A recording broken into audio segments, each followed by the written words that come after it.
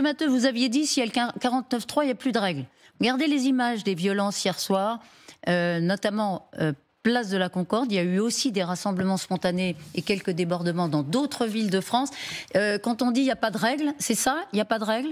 C'est ce qui s'est passé hier soir? Il y avait comme une menace dans cette phrase. Il n'y a pas de menace, je vous le dis, il n'y aura plus de règles. Il y aura? D'abord, sur la question des violences... Mais ça veut dire quoi? Ça veut dire quoi, il n'y aura plus de règles? Ça veut dire quoi aujourd'hui, il n'y a plus de règles? On va aller partout chercher les travailleurs pour qu'ils arrêtent le travail. Et on va peser de toutes les manières possibles sur l'économie. Parce que les vrais commanditaires, les vrais bénéficiaires de cette réforme, c'est le patronat, c'est le MEDEF. Et c'est à eux de dire maintenant à Emmanuel Macron, ne va pas plus loin et range la réforme au placard. Guillaume Ruquette a une question pour vous, Monsieur Matteux. Oui, votre syndicat avait annoncé vouloir mettre la France à l'arrêt. Certains disaient même vouloir mettre l'économie à genoux. Jusqu'à présent, c'est un échec, puisque le pays continue à tourner. Comment expliquez-vous? Vous pensez que c'est un échec, réellement? Vous pensez qu'on a un bouton arrêt de l'économie? Ça se construit par la grève. Et si on avait été un échec, comme vous le dites, il y aurait une majorité de députés républicains qui se seraient sentis suffisamment à l'aise pour accompagner Macron dans sa casse de notre système de retraite. C'est pas le cas. Donc ne faites pas comme si les choses se faisaient par magie ou de manière automatique. Ça se construit. Et c'est ce qui est en train de se passer.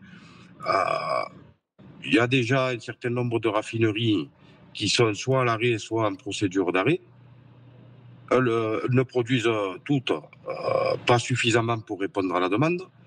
Les deux ports principaux d'entrée de produits pétroliers sont en grève reconductible.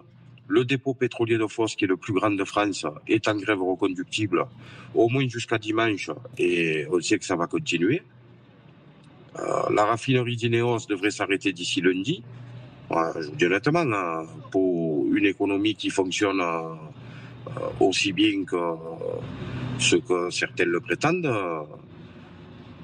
Oui, donc vous, à la question, vous n'avez pas mis la France à l'arrêt, vous dites en tout cas on l'a bien freiné, c'est ce qu'on entend, Leïla de Comarmont. Mais elle sera à l'arrêt bientôt. Monsieur Matteux, vous nous avez évoqué des secteurs stratégiques dans lesquels les syndicats, et en particulier la CGT, sont très implantés. On a le sentiment que dans ce mouvement social-là, la grève par procuration a fait long feu. Et en même temps, je rejoins Monsieur Roquette, le mouvement, pour l'instant, en tout cas, ne s'est pas répandu. Qu'est-ce qui a manqué, selon vous, pour ça? C'est la première question. Et la deuxième question, c'est l'intersyndicale a décidé d'une journée d'action jeudi prochain, ce qui veut dire dans 6 jours. Qu'est-ce que vous en pensez? Est-ce que vous pensez que ce mode d'action est oui ou non efficace?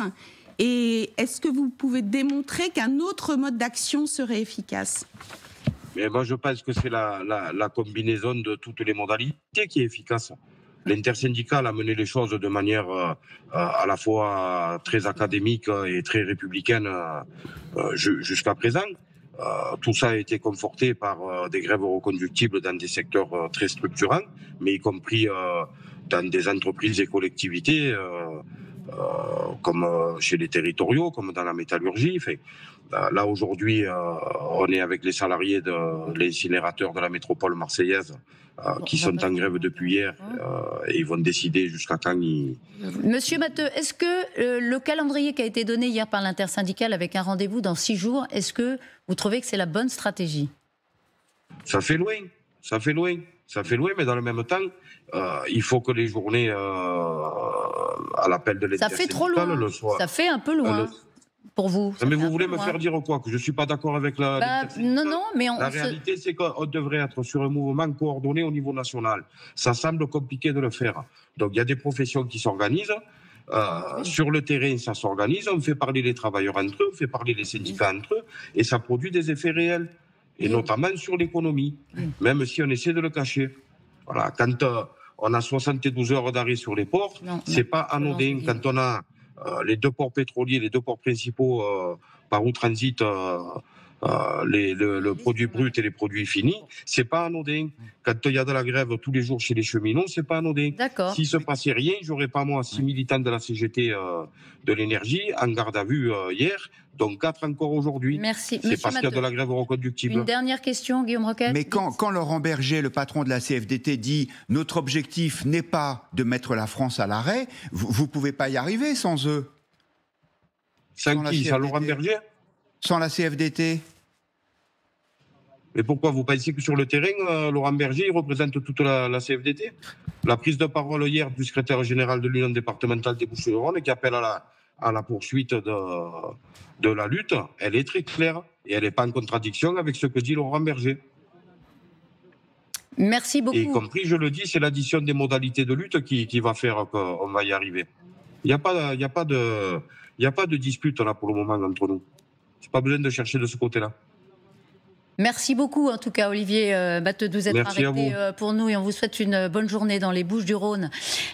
Alors, c'est vrai que ce qu'on entend, c'est que c'est au niveau local que ça va se passer. C'est que c'est la base qui, éventuellement, peut prendre le relais d'une mobilisation qui, effectivement, ne bloque pas la France pour l'instant. Oui, d'ailleurs, vous remarquerez que dans la déclaration intersyndicale d'hier soir, il est fait état de mouvements qui pourront être décidés sur le terrain ce week-end. Et je pense, par rapport encore une fois à l'analyse de la situation actuelle, qu'il faut aussi bien mesurer dans ce mouvement social, on l'a déjà dit beaucoup, toutes les mobilisations sur le terrain. Quand on regarde les sondages d'opinion, je vous conseille de les regarder parce que vous verrez le taux de réponse de la France rurale, que ce soit dans le soutien au mouvement, dans le refus de la réforme, dans le refus du 49.3. Cette France rurale qui, contrairement à ce que certains pensent, mais maintenant je pense qu'on le sait tous, n'est pas une France d'agriculteurs, mais est une France d'employés et d'ouvriers. Or, ceux qui sont le plus hostiles, c'est ceux qui vont vivre cette réforme de la retraite dans leur quotidien de travail. Je pense qu'on y reviendra, mais c'est un élément essentiel qui est à distinguer de l'enjeu politique de ce qui peut se passer à l'Assemblée. Et je termine en vous disant que si les gens pensent que les militants de la CFE-CGC sur le terrain sont tous de dangereux gauchistes, ils se trompent et qu'il y a notamment des militants engagés chez LR.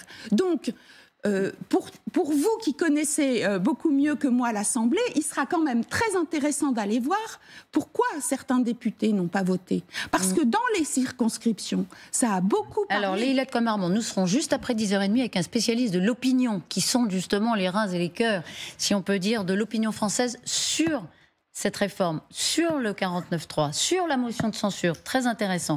Mais juste avant, on va rejoindre Camilla Campuzano, qui est toujours sur l'incinérateur d'Issy-les-Moulineaux et qui est totalement bloqué. Donc, l'espoir de voir effectivement une situation s'améliorer sur ce plan-là doit être un petit peu différé, Camilla. Oui, effectivement, ici, il reste déterminé. Vous voyez, le piquet de grève est toujours là. Les camions ne peuvent pas venir déposer les déchets ici dans cette usine d'incinération. D'ailleurs, même, on a vu un camion qui ramenait des produits qui permettent à l'usine de fonctionner, qui lui aussi a été bloqué. Ici, on nous explique qu'ils sont en colère. Ils parlent de mépris, de déni après l'utilisation du 49.3. Ils doivent décider cet après-midi de quelle manière ils continuent le mouvement. Les préavis de grève ont déjà annoncé que tout serait bloqué au moins jusqu'à lundi. Les policiers étaient présents, mais il ne s'agissait pas de réquisition. Ils venaient voir seulement dans quelle atmosphère se déroulait ce piquet de grève. Les réquisitions, on nous explique ici que ça concerne pour l'instant uniquement le personnel de ramassage.